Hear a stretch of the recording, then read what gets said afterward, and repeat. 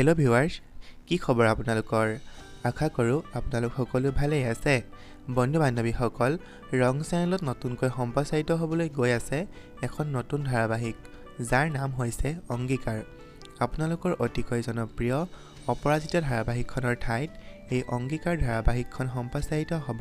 3 এপ্ৰিলৰ পৰা নিশা 9:30 বজাত এই অংগীকাৰ ধাৰাবাহিকখনত জনপ্ৰিয় অভিনেত্ৰী কাজল শৰ্মা আৰু অভিনেতা ৰাতুল দাস সাগৰ নীল শইকীয়াকে আদি কৰি